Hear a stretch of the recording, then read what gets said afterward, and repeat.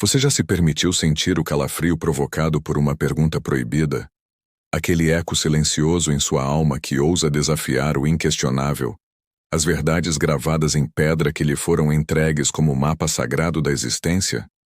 E se eu lhe dissesse agora que o próprio nome divino, o som que reverbera em suas preces mais íntimas, guarda um passado secreto, uma história deliberadamente soterrada sob as areias do tempo e o peso das tradições?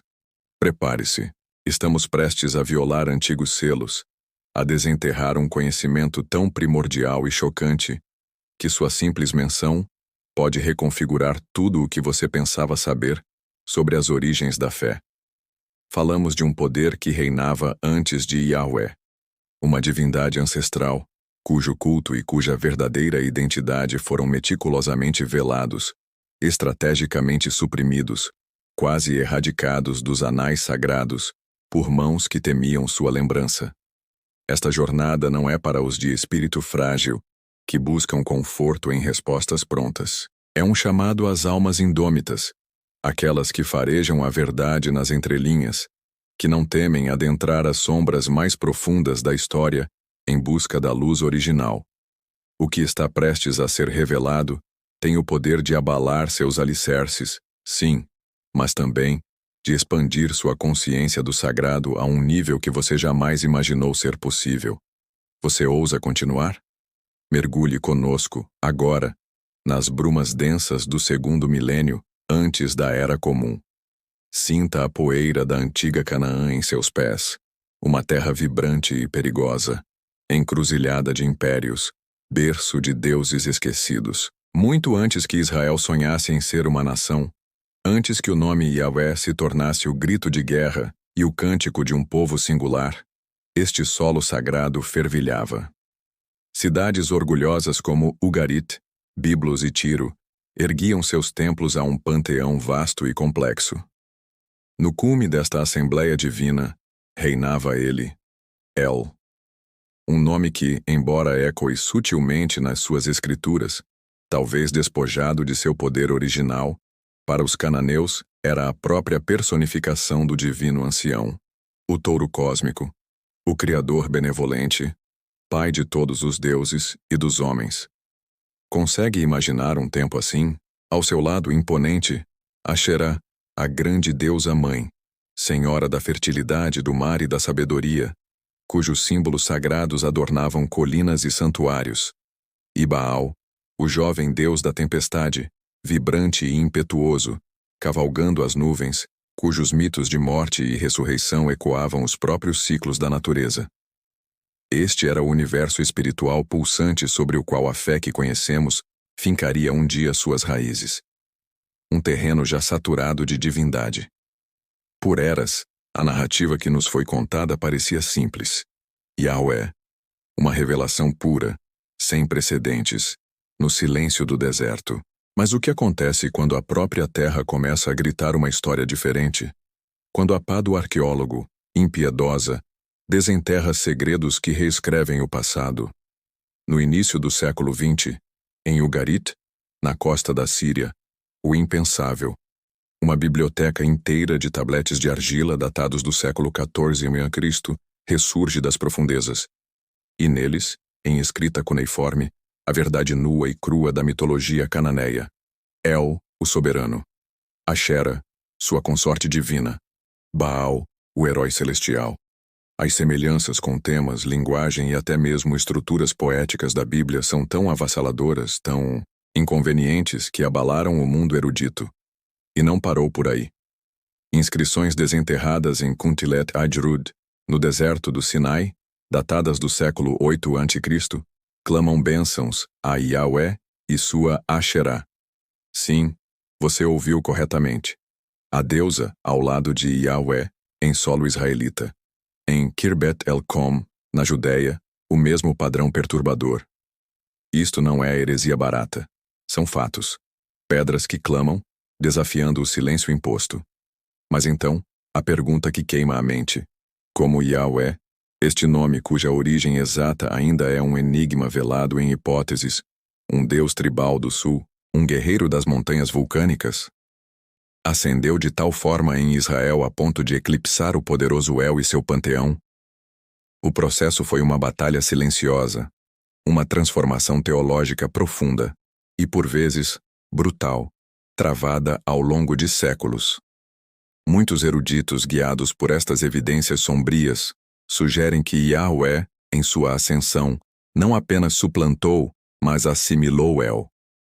As qualidades majestosas de El, Criador, Pai, Juiz Supremo, foram cuidadosamente transferidas, costuradas à imagem de Yahweh. O próprio nome Israel, Israel, não é um grito de El governa ou El luta.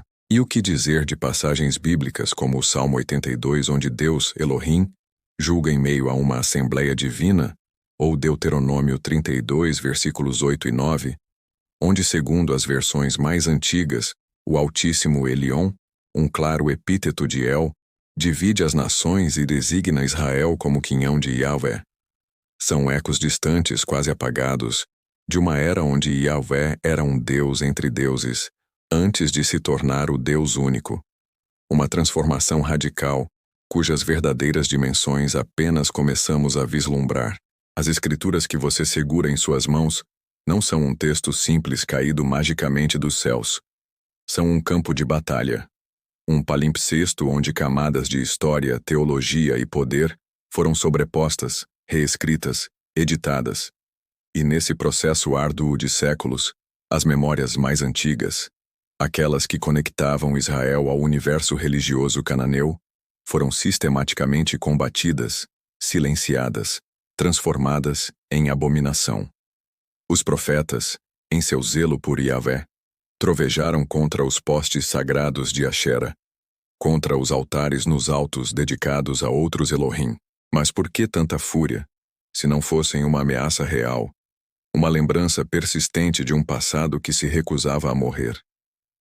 As cicatrizes dessa luta ancestral permanecem incrustadas no texto sagrado. O uso frequente do plural Elohim para Deus. As enigmáticas figuras dos Bene Ha-Elohim, os filhos de Deus, que nos mitos ugaríticos são, sem dúvida, os deuses menores do conselho divino.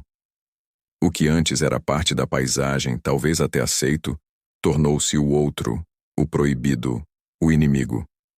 A escuridão que paira aqui não é a do mal inerente, mas a do conhecimento deliberadamente obscurecido, da história recontada pelos vitoriosos para consolidar uma nova ordem divina. Um véu foi lançado. E por que, você pergunta, esta história complexa, esta evolução teológica, é ainda hoje percebida como um segredo tão perigoso? Porque ela nos obriga a confrontar a natureza da própria revelação. Ela arranca o véu da simplicidade e expõe a participação humana, a influência cultural, a lenta e por vezes dolorosa construção da imagem de Deus ao longo do tempo.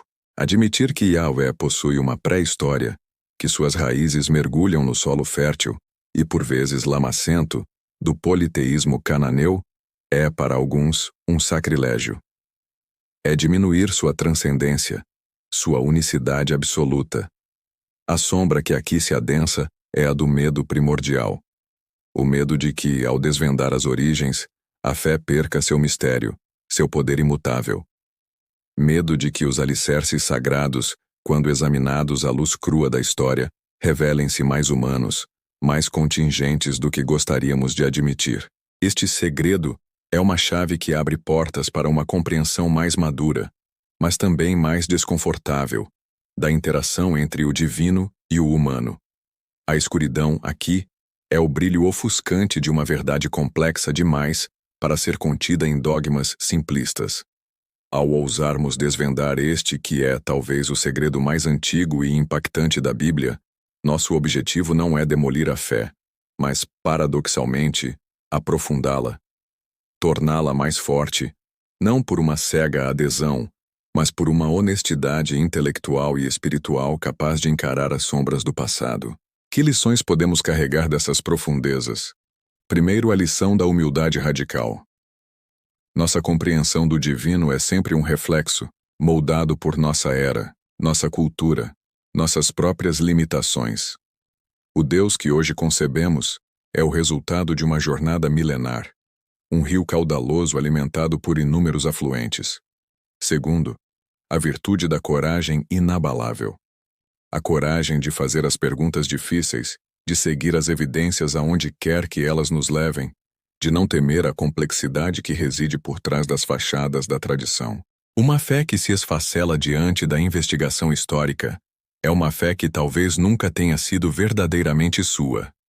E o erro, se podemos apontar um, talvez tenha sido a arrogância de tentar apagar o passado por completo, de forjar uma narrativa de ruptura tão violenta que negou as próprias raízes que a sustentavam.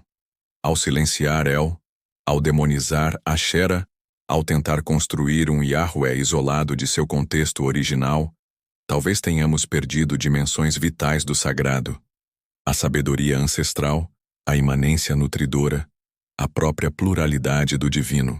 O verdadeiro caminho da escuridão para a luz não é o da negação, mas o da integração corajosa. É no reconhecimento de que até mesmo no que foi rejeitado e esquecido podem residir faíscas da verdade eterna que nossa jornada espiritual encontra seu significado mais profundo e transformador. Que esta incursão nas trevas do tempo ilumine, de forma perturbadora, porém libertadora, sua própria e sagrada busca. Se esta viagem às profundezas da história e do espírito incendiou sua alma e aguçou sua fome pela verdade oculta, não permita que esta chama se apague no silêncio. Manifeste sua ressonância. Curta este vídeo, para que esta mensagem inquietante e reveladora encontre outros corações e mentes sedentos. Inscreva-se agora em nosso canal e acione o sino das eras, pois a cada novo despertar, desvendaremos juntos mais um fragmento dos mistérios ancestrais. Compartilhe esta sabedoria proibida com aqueles que, como você, ousam olhar para além do véu, que anseiam por um conhecimento que transforma, mesmo que desestabilize. Nossa comunidade de investigadores do sagrado se fortalece a cada elo. Sua busca é nosso propósito. Continue conosco nesta senda de sombras e luz.